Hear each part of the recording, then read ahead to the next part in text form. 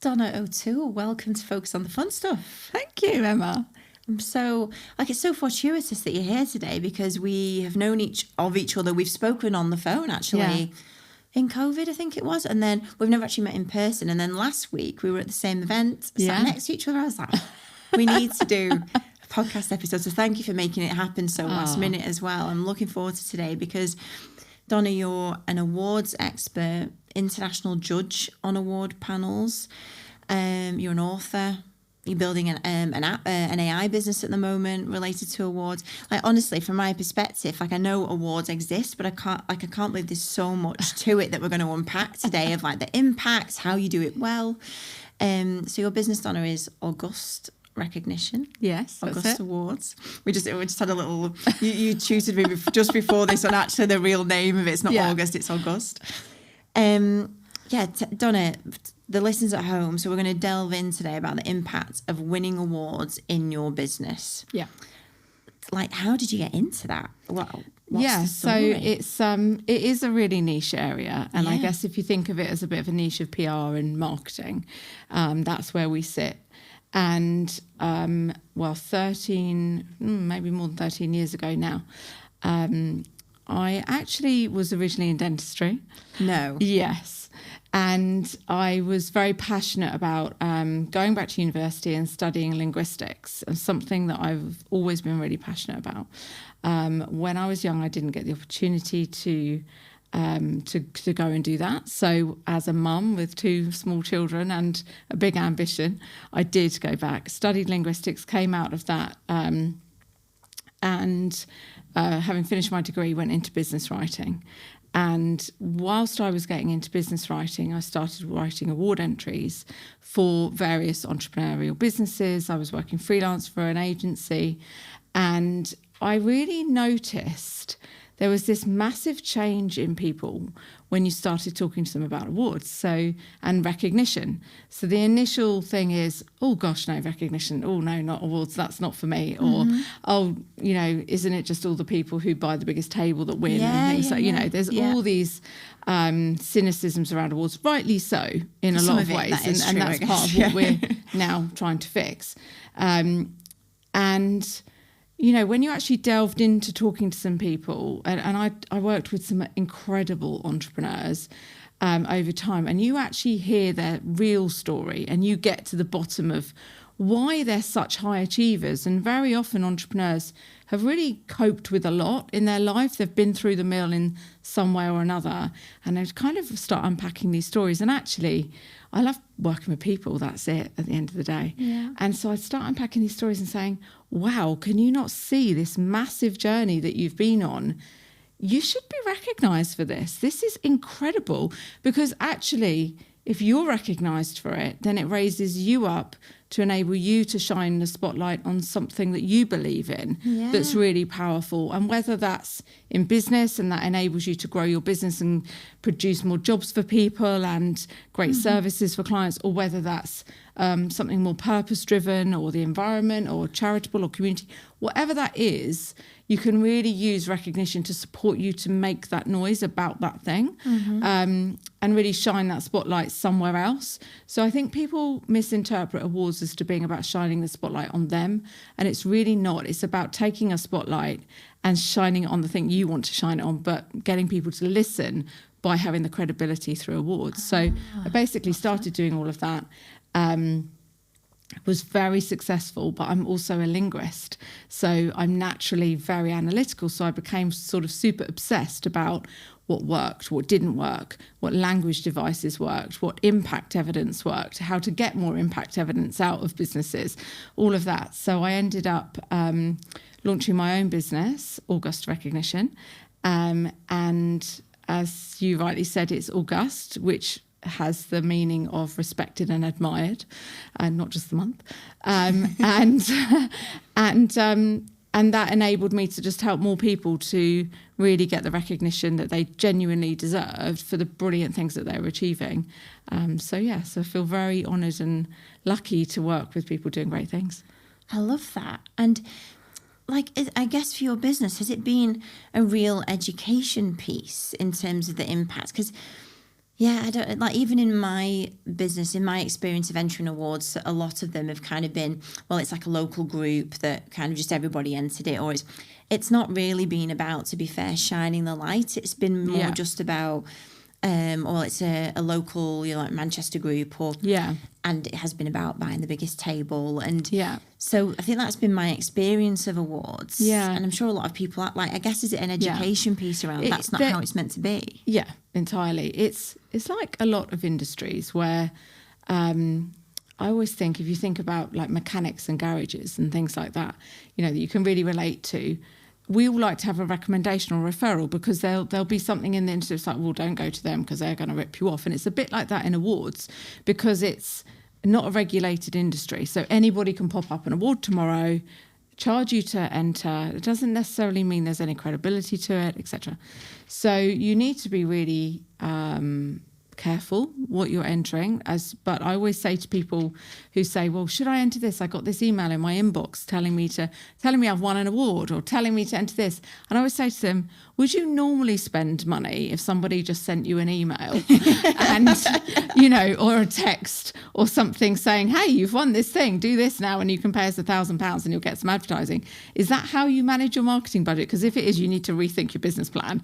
Because no, you just discard that. Awards should be worked towards as a goal for the business, as a development opportunity for you as an entrepreneur, for you to work towards. And actually, we work with quite a lot of people who will set like an aspirational goal. So even something like the King's Awards for Enterprise, for example, really high level, really high standard, robust awards program that you might think, well, there's no way I could ever win one of those. Well, actually, there is a way.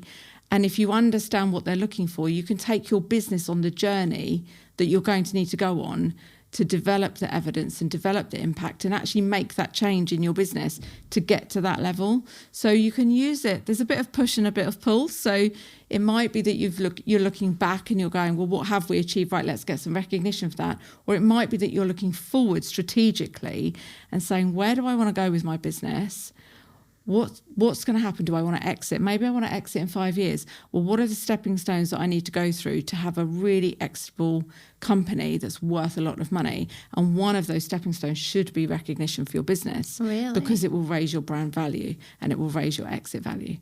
So, there's a lot strategic. We work very strategically with organisations to use awards as a tool and a vehicle for improving really anything from culture to recruitment to retention to workplace well-being to innovation, product development, sales and marketing. Every area of the business can be improved by working towards a good quality awards program. Oh gosh, I've never ever thought about it like that, because ultimately it's a goalpost to.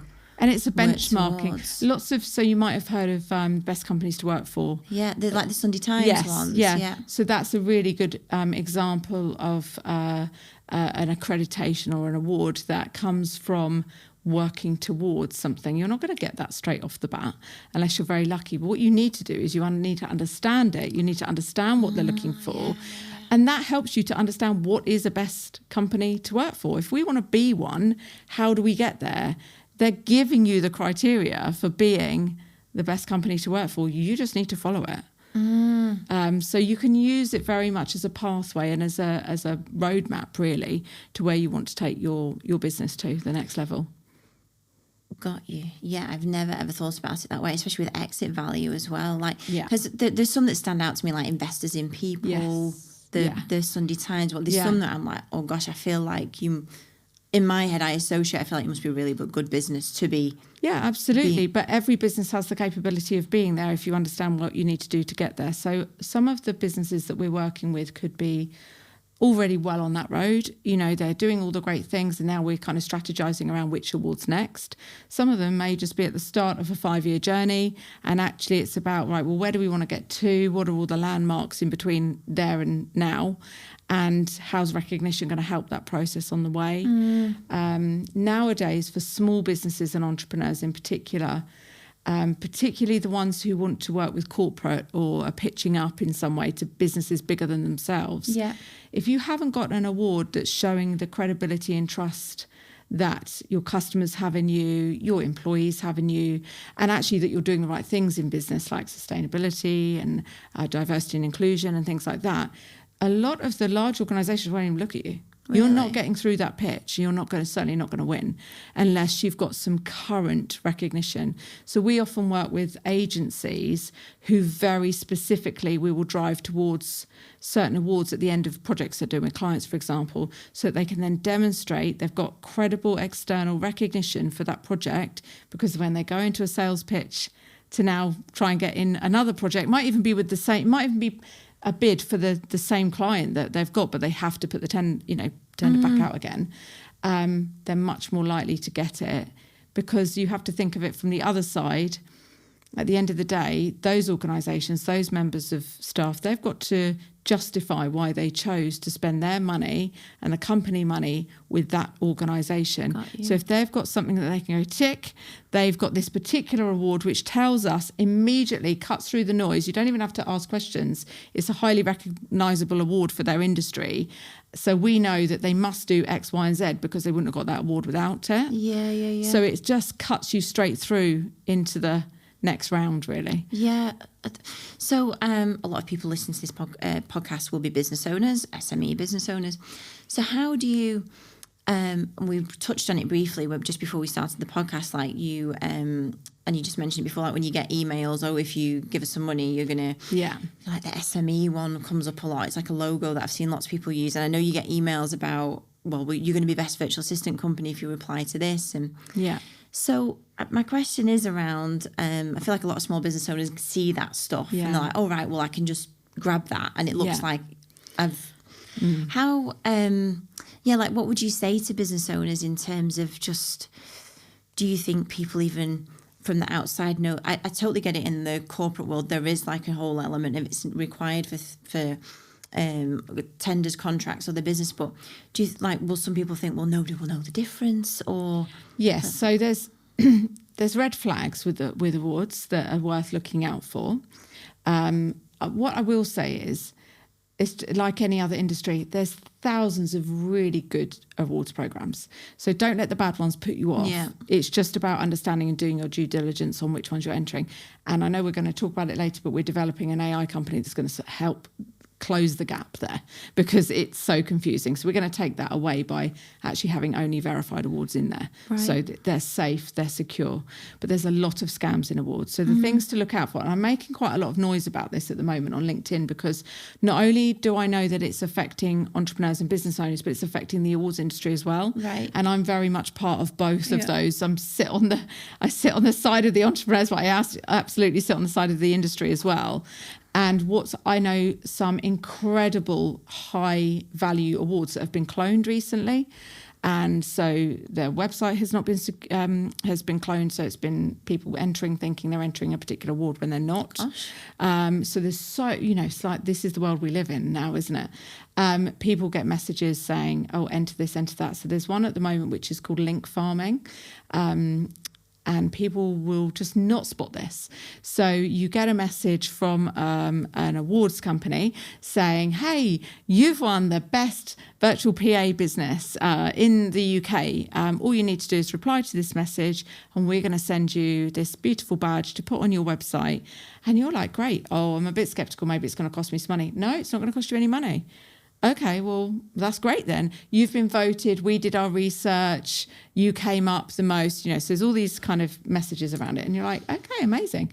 Well, why wouldn't I put that badge on my website? Because they're not even charging me any money for it. So you put the badge on your website and you go away happily showing everybody your lovely award that hasn't actually been won. You've just been given a digital badge. That digital badge has coding in it.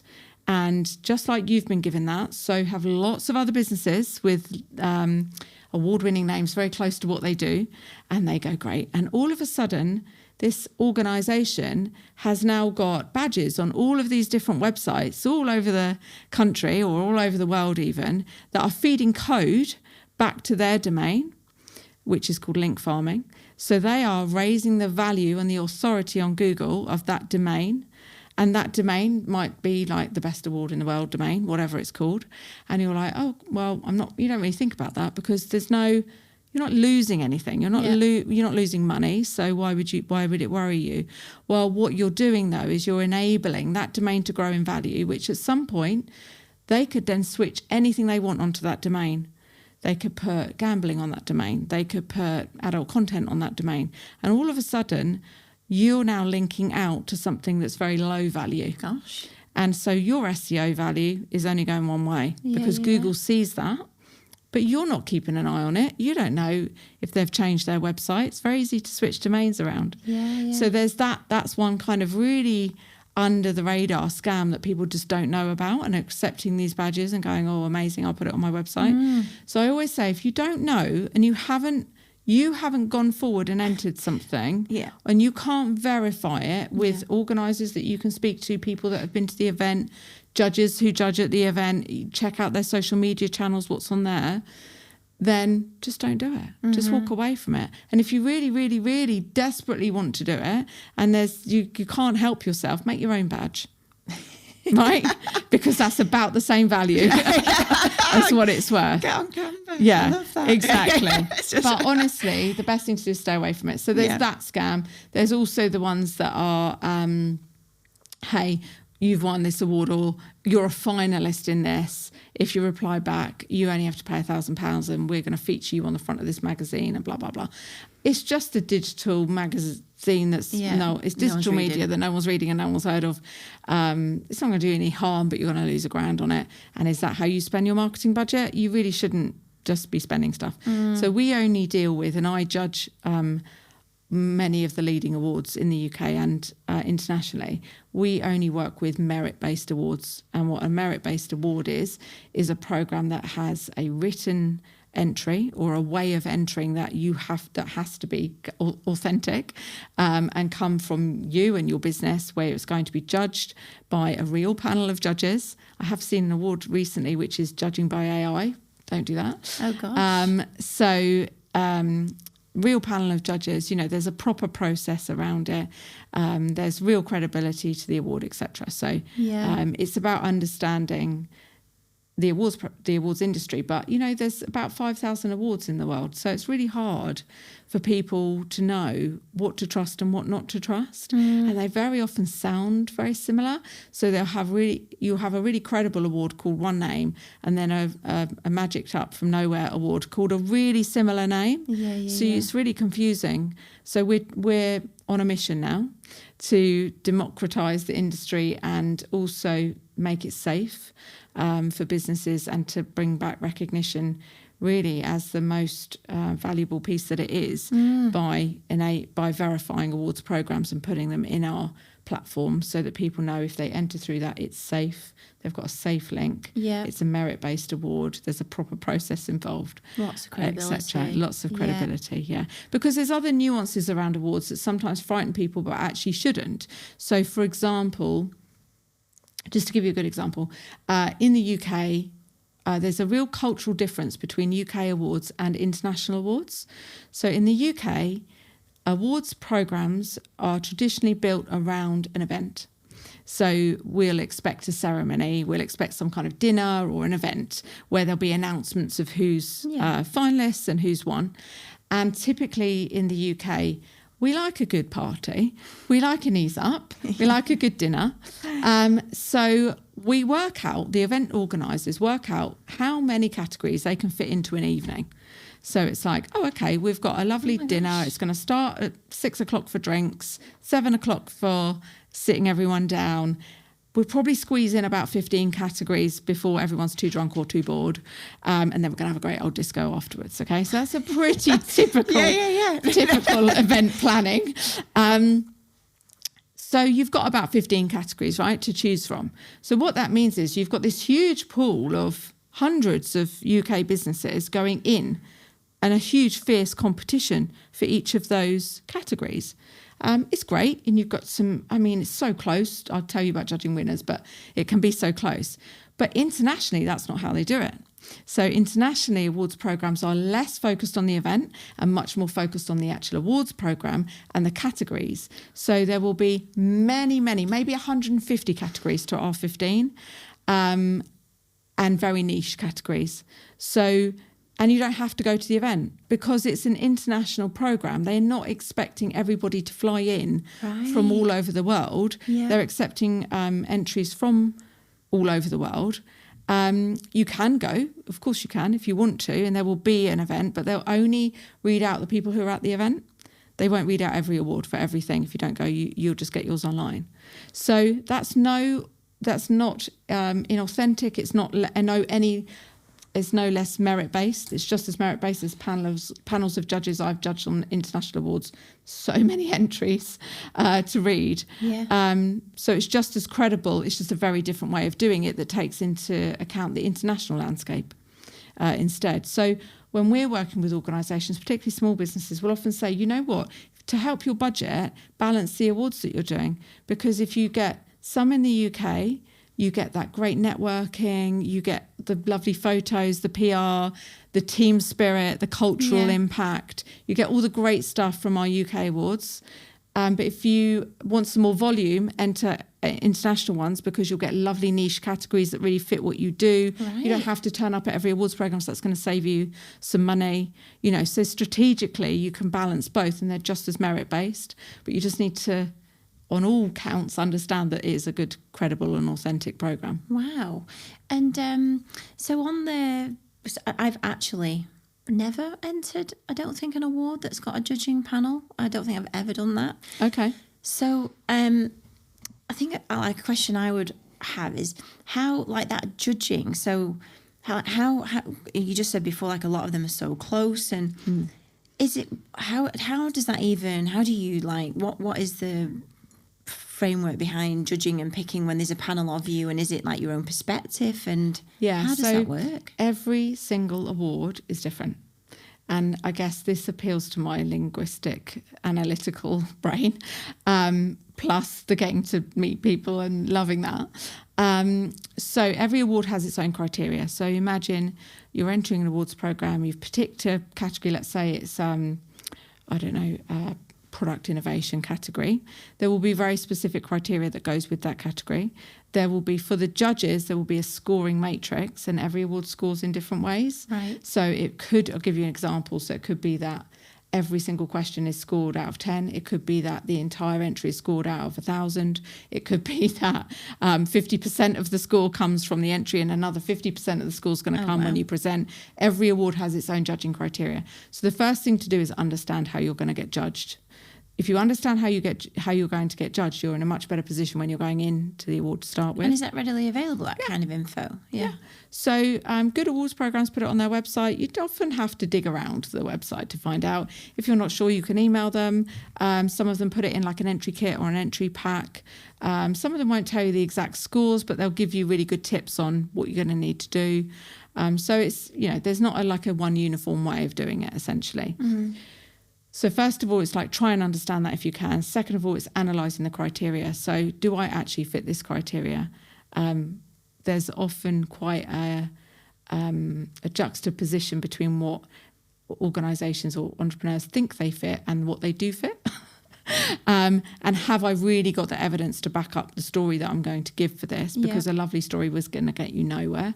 You need to be able to develop a framework that's going to enable you to win, essentially. And that framework, which you can more or less take into any awards program, no matter what their criteria is a combination of logical impact and values-based impact, and then evidence that backs both of those up. So on the logical side of things, if you think of it like left brain, right brain. So on the logical side of things, you've got the way that you showcase your impact and give evidence would be quantitative. So it's data. So it's growth in turnover, it's reduction in attrition, it's productivity savings. Right. It's like there's so much data depending on what kind of an award it is. On the other side of it, on the values side, and this is where you get the engagement with the judges, and this is where you hook them, you've got those stories, human impact. So it's case studies, it's testimonials, it's feedback, it's the difference that you're making to the humans that are at the end of the product. Even if that product is some kind of AI technology, it's still a human who's having an impact on. So how are you getting the human impact? So if you can bring together both the logical and the values-based impacts and the evidence that goes with them, you're going to be in a much stronger position to win any award that you enter. Wow. What a brilliant framework, like just implementable from this. So, and what about, so if somebody's thinking, yeah, okay, well, this award looks great and I'm sure the night will be great. And I know it looks prestigious, but actually, Donna, like what is the real impact? Yeah, me and my team might have a great night out and it'll feel good, but is there actually any long-term effect from getting an award? Yeah, so there's a lot of research that's been done around this, and we do our own research as well in-house. And so the long-term impact shows, well, I think it's something like 63% increase in turnover after an award win. Now, that's not what people misinterpret is I've won an award, my turnover's going up. Boom, that's it. All the sales are coming in the next day.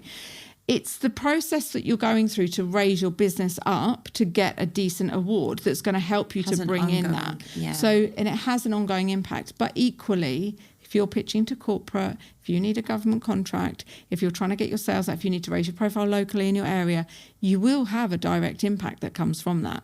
But obviously, that then is influenced by how well you market it. I was going to ask that next. I guess a lot of people just go, we won it. It's on the bookshelf in the office. So you really need then a bit of a strategy for implementing the marketing around the fact that you've won an award. Too many people go, I've won an award. We've won an award. Hey, look at us. We're all at this amazing event having a great time. But no, they don't actually tell anyone why. They actually say, let's send our newsletter out to their customers saying, we're actually super proud because we developed this product. It's the best in the market because of this. It's standing out because of these reasons. These are all the reasons really why you need to be buying it. And don't just take it from us. There's an award that's really credible that proves that this is above and beyond all of these other products.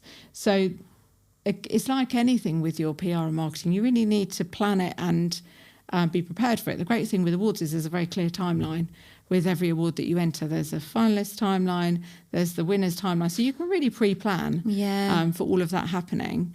Nowadays, one of the most popular things to do is to become the most award-winning in your industry. Right. That's a very valuable tagline to have for a business. So it's very valuable for attracting staff, it's very valuable for exit value, etc. And it's very valuable if you're in a very competitive industry.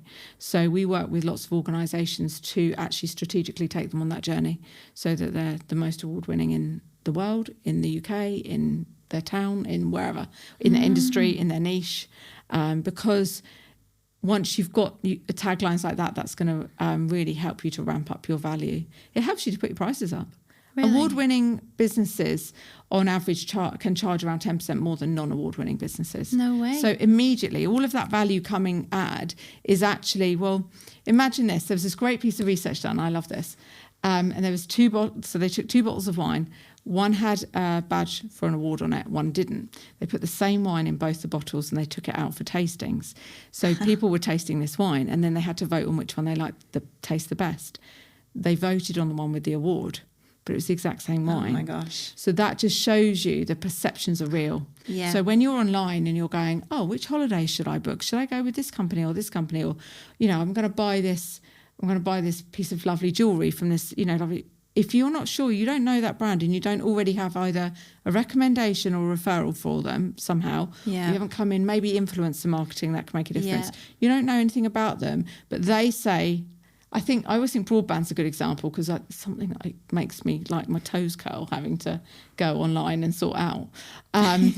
But if they say gives the best customer experience, 5 years, for the last 5 years we've won I'm going to want to go with them because I do not want to sit on the phone for 6 hours trying to deal with my broadband not working. So instantly, this is where it kind of comes back to your goals of, well, you should really be setting out an awards journey with a goal. So if your goal is, well, we want to get people to buy more quickly because actually they trust us easier, then there will be certain awards that will appeal to your customer. So what is it that you want that would help get your customer over the line if they could see? Or if it's, well, actually I'm going for investment and we've got all these investment pitches to do, or we're not getting anywhere with investment, or even finance and funding, even debt funding, whatever it is.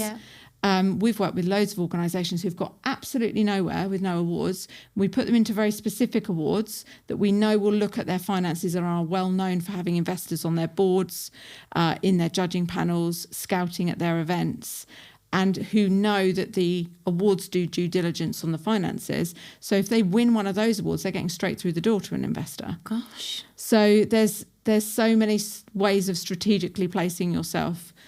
And if you look at, so for example, in the UK, you'll often see banks or financial institutions associated with awards as sponsors or partners. Yeah. They're there for a reason.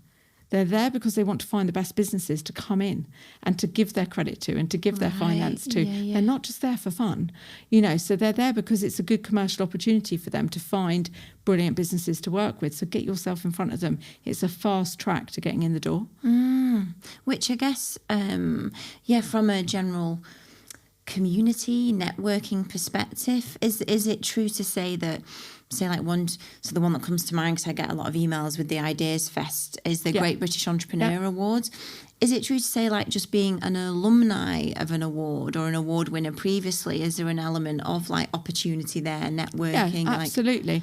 I think it's like everything. You get out what you put in. Yeah, you can't so just true. sit there expecting the world to come to you, because you won an award. You've got to go and make it work for you. Yeah. But you've suddenly got this asset. You don't lose an award once you've won it. It's an asset that you've got forever. So actually use that asset. It's so valuable to your business. So use it to say, hey, look at all the awards partners on that website. Well, maybe get in touch with them and say, hey, I've just recently won a Great British, or I'm a finalist. I judge those awards, by the way, and I know that there's fantastic people associated with them. And as a judge, I can tell you, you'll read. I read literally thousands of award entries a year. Do you really? Yeah, but I constantly go, my God, that's a brilliant business. I'm going to go, I need to get my daughter a present. I'm going to go and buy from them. Like you're constantly impressed by these amazing businesses that you're seeing. Well, think of how many judges are seeing your award entries. Even that in itself helps you to enhance your reputation. Gosh, so true. Yeah. Just general proliferation of getting the name out there. Exactly. And then there's some awards. So, for example, like Lloyd's British Business Excellence Awards. Of course. So I judge those as well. The UK Customer Experience Awards, they're fantastic. And they have live panels. So once you've got through the entry stage, if you're a finalist, you go and pitch to the judges live, Dragon's Den kind of style. I love it. It's my favourite thing. Because you really get to know the people then behind the award entries. And I'll tell you what, it is a battle between the judges because there's something brilliant in every single one of them. Yeah. So, you've really got to tick every single box and really make yourself stand out above the others to get there and to win. Oh my gosh. And on the, so you just said you read thousands of entries. Last week when I saw you, we just talked briefly about, because some people will think, well, actually, I can speed up this process now of entering these awards by getting my friend ChatGPT to do all the heavy lifting for me. So if we just delve into a little bit about what you kind of see in. So I have a really interesting relationship with AI because I actually love it. So I studied large language models as a linguist. Oh, wow. So for me, this is like, whoa, it's happening. So it's super exciting. And there's so much that we can gain from it. However, what's happening with the awards industry is people are going, hey, I'll just pop it into ChatGPT. Well, it's not working very well. So so some awards are saying that if they feel that your award entry has been developed by ChatGPT, they will just throw it out, or you'll be asked to resubmit. So you do. I actually gave a webinar on that this morning, and that is happening constantly. And I was judging an award. It was a couple of months ago now, and it was an industry award. So in a niche industry award, they're all coming from the same angles essentially because they all do very similar things. And in one of the particular categories, 3 of the entries had the exact same paragraphs in them. So basically, all these people were going in and basically training ChatGPT on what to say in this particular award without realising it. I'd also be very careful about putting your sensitive data. There's a lot of sensitive data in award entries. Oh, gosh, I wouldn't be putting my sensitive data into a large language model that was open source like that. So... So what happened with those award entries was they all just got not very many points at all. So the irony is people are working really hard to help themselves stand out, and they're actually making the complete opposite happen. Yeah, So it's just not worth it. The awards do take time and effort. So we're developing a new platform. So basically, over the last decade, and with the linguistic background that I have, and the understanding of how these things work, we're developing an AI platform that will be safe and will be unique and will enable people to have a supported way to enter awards that isn't ChatGPT. Yeah. So it will be trained on all the methodologies that we use as an agency. So everything that we put in already to our clients' work, we will train it on the methodologies for that. It will have only verified awards programs in it so that you know that you're entering safe recommended awards, but it will be able to understand what you do in your business and recommend the right awards and the right categories for you. Oh, wow. So it hopefully gets rid of that, the research part, which is exhausting, even for my team, which is exhausting. And we know what we're doing and what we're looking for, because there's so many awards and so many proliferations of different combinations that you could have for different businesses. And then it will prejudge your entries as well. So at the moment, people will write an award entry, they submit it into awards program, they don't know if they've got any chance of success. Unless they've worked with someone like me, then they're not going to have a clue. They just hope, fingers crossed, hope for the best. But this will prejudge it. So before you submit it anywhere, it will, again, trained as a judge, on what I know about how the awards programs judge things, and for specific awards programs, it will prejudge it and tell you what other evidence you might need to provide, how you could raise up the points in your award entry, and it will also provide you with the tools to go and then create that evidence in your business and measure the things that you should be measuring to give you the data that you're going to need. Wow. So it is going to raise the bar significantly, and it's then going to also enable you to have PR and marketing tools so that you can then promote your finalists, your win as well. Oh, really? So it's end to end, So the whole idea of it, well, there's a few ideas behind it. There's a few gaps that we're trying to solve with this. So one is obviously the safety and security of the awards industry. We want to make it safe for businesses to enter, but we want to make it safe for the awards industry as well. And really bring the two together to work together, beautifully as they can do, and eliminate the ones that shouldn't be involved. It will speed things up no end, because often when people are doing their own award entries, it takes them days, it takes them weeks. If it's a large entry, it can literally take months. So it will speed that up, but it will give you the insights that you need to understand to put the right evidence in the right place in the first place, without being a copycat ChatGPT. Everything will be completely unique, every single entry, but it'll also become like your awards library, so you can leave it all there and you'll have it ready for next time, and you can asset, and just have it as an extension on your browser, and every time you want to enter an award, it's there ready to go. So it's super exciting. That is exciting. Daniel Priestley is my co-founder, and so he's obviously super passionate about entrepreneurs and helping them to succeed. And then we've got fantastic other people involved in the team. So we've got a CTO and who's very experienced in the AI side of things, an awards organizer who is looking at it from the awards organizer perspective, so that it's very fair, and she will be verifying all of the awards programs that get to go into it, and our chief financial officer as well. So it's going to be really robust. But 10 years ago, when I was sort of starting my own business doing this, there was no one out there in the world educating people about this at all. And I bootstrapped my business. I lived, it basically evolved out of me writing content and educating people on it. But I was educating the industry as well and telling them how it felt from the entrance side, and helping them and I'd say to them, that criteria doesn't work. No one understands what you're asking for. You need to adapt it to this, or we need to simplify what you're asking for. You need to be more transparent about how you're going to judge this, et cetera, et cetera. And from that time, then I developed webinars, and I said, let's just help people get over the line, because the biggest problem that the award organisers have is people like signing up to their awards and going, oh, shall I do it? Shan't I do it? Oh, I'll start my entry. I'm never going to finish my entry. You know what I mean? Can you imagine trying to plan an event around that? That's so hard. So we did education pieces constantly, and I wrote webinars for them and would provide this just for free for everybody to say, this is what you need to do. This is how you need to write your entry. This is how you need to present, blah, blah. And that was super successful. So I sort of feel like I've been on a bit of a journey with the industry where we've gone, right, we're going to really educate them.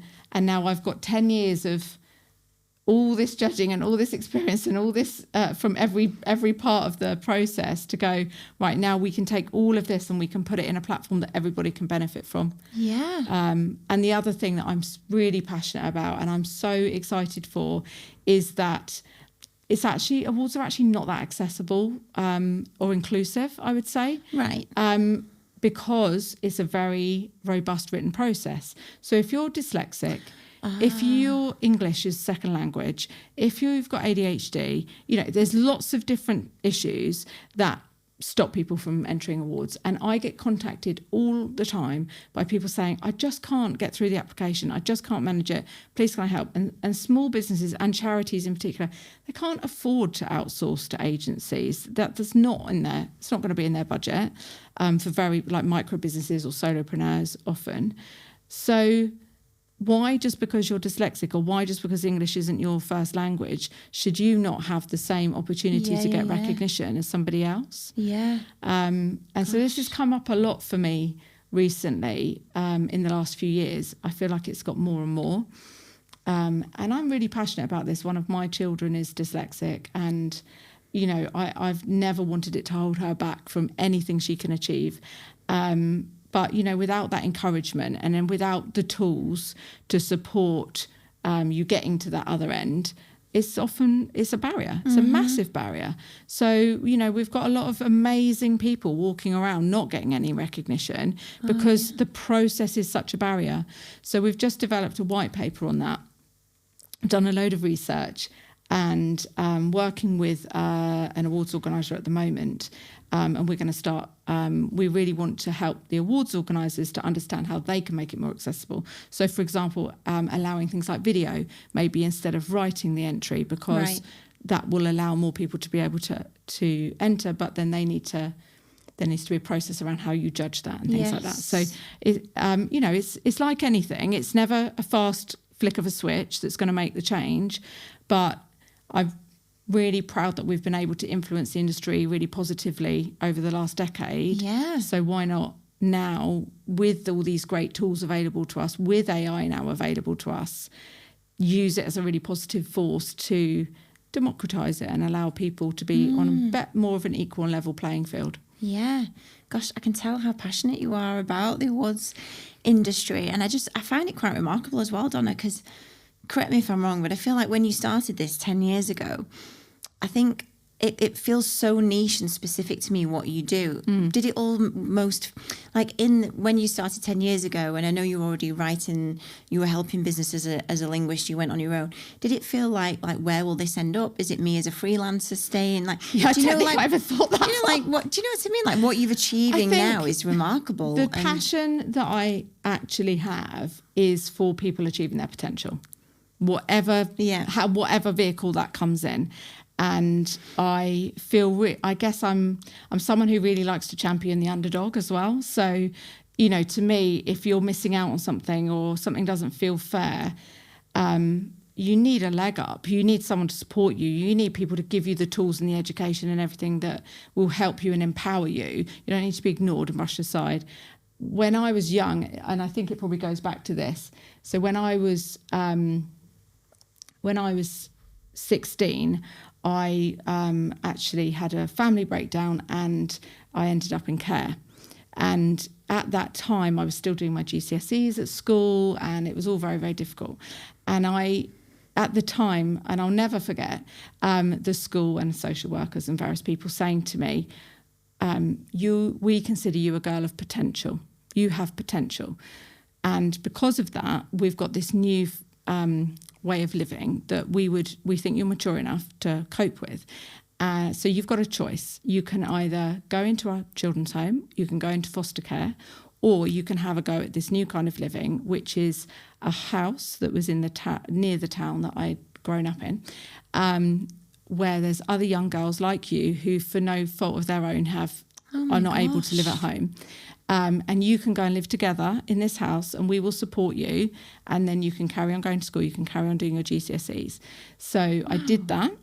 And I moved in on my 16th birthday into this home with 4 other girls. So you were all kind of like looking after yourselves. There was no other adults in there. You were making your own food. So some of them had been through foster care. Some of them had terrible deaths and tragedies in their family and didn't have parents anymore and things like that. So, so we moved in. So I moved in, and the person who owned the house was an entrepreneur, a local, very successful entrepreneur. And he had made an arrangement with the social services that they could use his house in this way to support young girls. And so he used to come over and his wife, and they didn't have any children. So I think we sort of became their, project. Surrogate family. Yeah. And he's amazing. And he used to come over, and one day he came over and he said, right, girls, we're all going out for tea. Come on, get your stuff. We're going out. And he had like amazing cars and things like that. And we were like, oh, okay, it's exciting. So we got in the car and he drove us to this beautiful local hotel. And we sat outside in the garden and we were literally like drinking tea out of these china cups, and there was peacocks around the garden, and it was amazing. And he said to us, right, what are you going to do with your lives? Come on. Where are you going next? This guy's brilliant. So each of the girls said, what they wanted to do. And we were a really ambitious bunch, So one of, she's still my best friend today. Really? Yeah, wanted to be a lawyer. One of the girls wanted to be a hairdresser. She was actually from an Indian family, had never been taught to read or write or anything. So like incredible journey. And various different things we wanted to do. And he came to me, and I'd always wanted to be an English teacher. And that was my passion. And I was the right bossy boots at school, so, And he said, what do you want to do, Donna? And I hadn't long moved in, and I genuinely for me, that dream had gone. There was no way now that I could go to university. I needed to find a way of working and various things. Yeah. So I just said, I genuinely just didn't even want to wake up the next day most of the time. And he said to me, you can achieve anything that you set your mind to, absolutely anything. If you believe in it, oh my God, you can achieve it. And he said, don't let the boys put you off. Stay focused. Whatever you want to do, you can achieve. And I think genuinely he was the first person that had ever given me that feeling that I could go and achieve something. So I ended up... guy. Yeah, he is. And I ended up... So I needed to find work, and I hadn't... It was quite... it all happened around my GCSEs. And so I decided, right, well, I still want to study because I actually love studying. I'm a bit of a geek. And I just need a job locally, and I haven't got any transport or anything, so I just need to be able to walk. And I found an apprenticeship for being a dental nurse round the corner from where I lived. So I was like, well, okay, I'll do that. So I went and became a dental nurse and trained. So in the evenings, I would go to like a night school and train for 2 years to get my qualification. And I really enjoyed it. I had a great time, met amazing people, but I got quite bored then. And then this thing happened in dentistry where basically, I digress slightly from awards, but it will make sense. No, please. So this thing happened in dentistry where dentists used to be able to work in their surgery without a nurse. Right. But if they had a nurse, it was great, but it wasn't like a legal requirement. Right. The laws changed and dentists had to have a nurse in their surgery chaperoning them. So chaperoning the patient. So what that meant was all these dentists who had like a receptionist who was running around from A to B, 1 minute she's in the surgery, the next minute she's on reception. Well, actually she couldn't cover everything anymore. And as soon as the nurse was on holiday or on maternity or sick, the dentist couldn't work. They'd have to cancel all their patients and stop working. Right. So immediately I saw this gap in the market for the dentist needed help to sort out their nursing situation. Yeah. And I loved teaching. So I started at 19, I started my first business. I left my job as a dental nurse and I started a dental nurse agency. What? Yeah. And I I had nothing but a big smile, a little red street map, you know, those little maps. And my little car. And I literally went through the yellow pages and wrote on my street map where every dental practice was in Sussex. Oh my God. And I would drive to every single dental practice and just go in with my handmade business cards and say to the receptionist, I'd go, hi, I'm Donna, and I can solve all your dental nurse shortages. And they'd be like, oh my goodness, that's amazing. Yeah, we've got Sandra off next week and we haven't got anyone to cover her. So Dr. Whatever's going to have to cancel his book. And I'd be like, no, it's fine. I can get you a nurse. So where were you finding the So nurses? I had friends who were dental nurses. So first of all, I started with me. So obviously I called it filling the gap. So I'd be like, I'm here. I was oversubscribed from day one because no one else had done it before. What? So I was qualified and I could train other nurses. So I did lots of things. So I'd either go in and cover if they had someone off, or if they had a trainee nurse, I would go in and train the nurse so that they knew what they were doing, or they'd shadow me for a few weeks until they knew what they were doing, and they were doing their apprenticeships. I'd help them with their apprenticeships and things like that. So yeah, so that was my first foray into the world of business at 19. But to circle all the way back to your original question, I don't think I'd have ever done that if someone hadn't seen some potential in me. Yeah, but I never gave up my dream of teaching English, if you like. And I like to think of this as my way of teaching English. Yeah. But yeah, because I love it. I love helping other people. I love educating them. And I love seeing the potential in other people. And that's one of the things that I have found with awards and recognition, is that a little bit of recognition can go a hugely long way in helping people's mental health, their self-esteem, their confidence to get out in the world, particularly as an entrepreneur. You know, it's hard. There's no one there saying, well done, you're doing an amazing job. No. You know, often you're in the weeds, you're worried about money, your clients are going like that. You don't know whether you're coming or going. How do you plan ahead?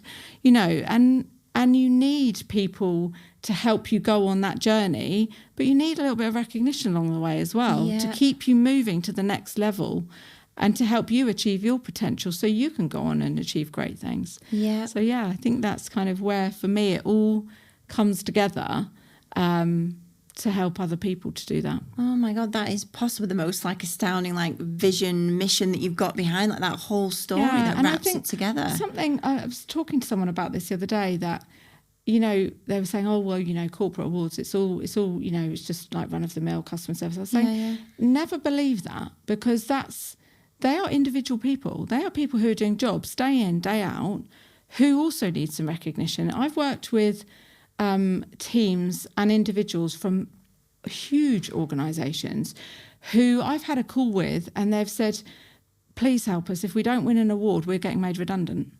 Really? Because, we need to show the value of our department, because right now everyone's being considered. Oh, my goodness. So if we get an award, it will help us to really show that there's credibility to what we're doing, and that will help us stop being made redundant. Yeah. I was judging an award one day on a panel, a fantastic awards programme, and it was in London, the judging, and this team of 5 people had come, I think they'd come from Yorkshire, and they came and they were presenting to us, and they'd prepared the room beautifully, and they'd put up all these things they were going to show us as evidence and blah, blah, blah. And we went through the whole pitch and presentation. They did absolutely amazingly. And then in the Q&A at the end, we were saying, you always say, you know, what would this award mean to you? And, you know, that whole team had been made redundant, the whole lot. And on the Monday of that week, they'd lost their jobs. But they'd already applied for the award and they were in the finals.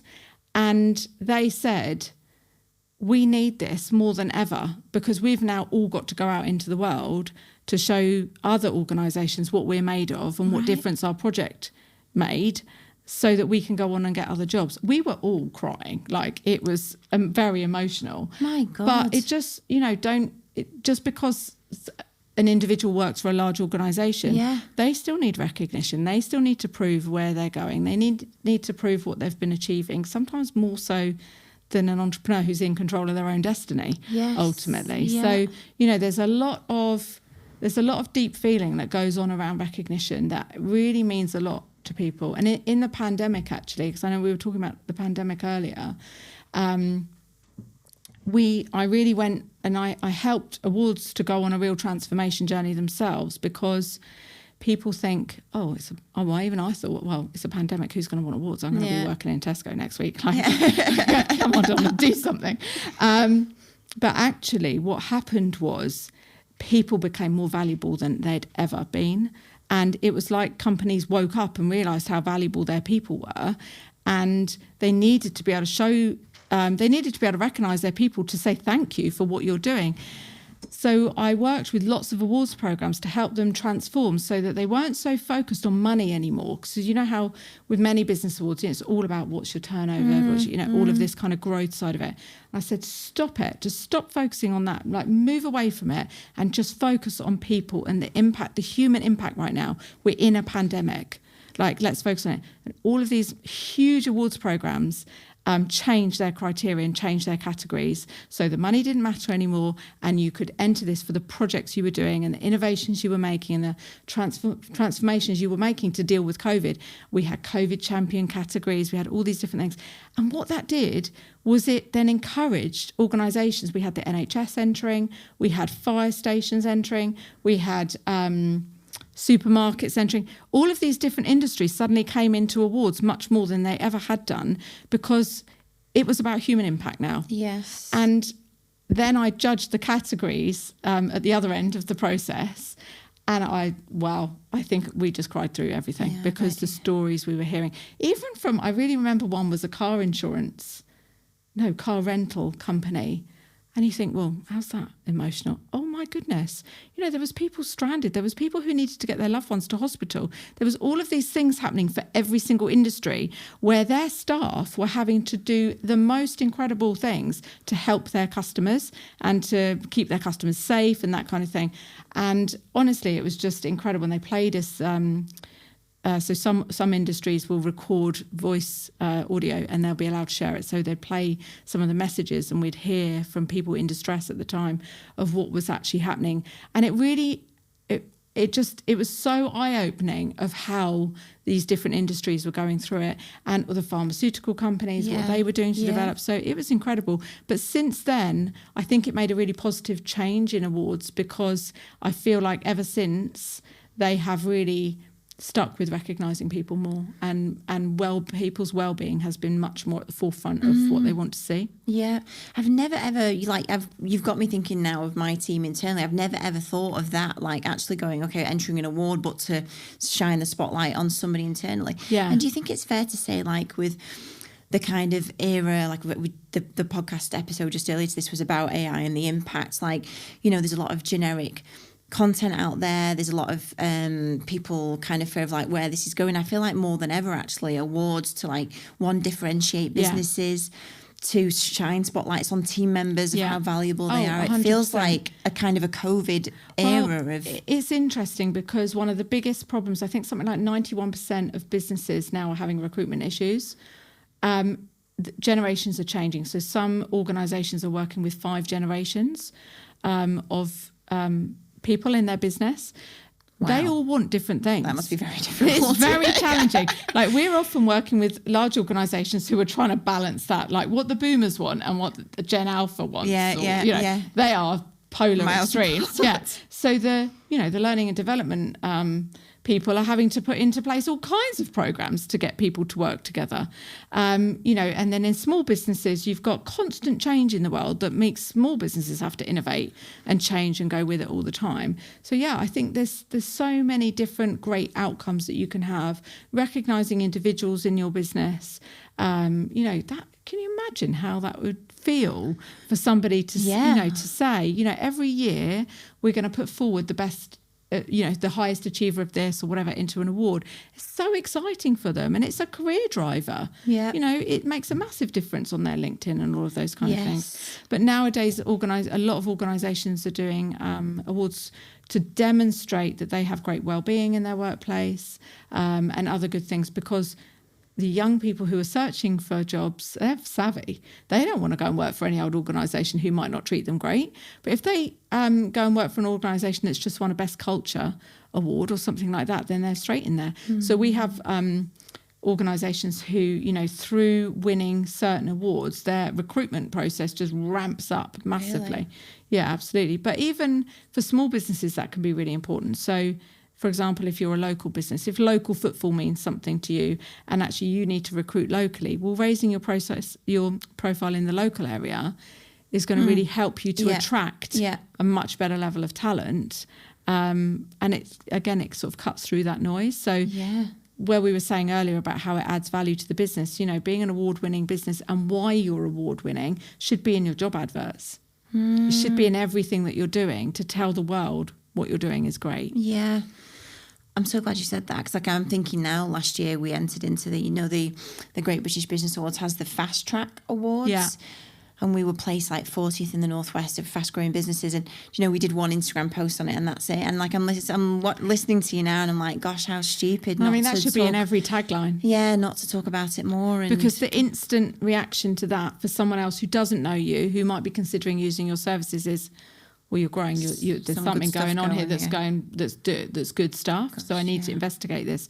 And if I'm comparing you against your competitor, well, have they got that? How do you stand out? So I always say a good thing for entrepreneurs to do is go and have a look at your competitors. What awards are they winning? Nice. What's on their website? What's in their strategy? And actually, a lot of the time, you can find out why they're winning those awards as well, because very often people will publish a blog or something on what they were doing to win, and that's really good kind of competitor analysis to understand what's happening, and try and get yourself to the forefront. Because the thing with awards is there is quite a long timeline in it. So I'll have people come to me and be like, right, we really need to win awards. And quite often what happens is it's because there's a disruptor come along in the industry. And it's like, we were doing fine until they came along. And now everyone, they've got great advertising or they've got great marketing, but we know they're not very good and we're much better than they are. Yeah. Well, until you've got something to prove it, the great British public who are looking at them or wherever they are doesn't know any different, do they? Totally. So you've got to get out there. What's your message? What's your USP? Yeah. Unfortunately, Donna, we're coming to the end of our time together. Honestly, I don't think I've ever spoken to someone whose passion comes through so much about a topic. I can tell you absolutely love it. Well, I guess so. August Awards and recognition is a more, bespoke service where you help business owners apply and get awards, and you've got the awards app coming as well. And just so if somebody wants to consume more of your content and find out about you, reach you, where's best to find you? So augustawards.com is our website.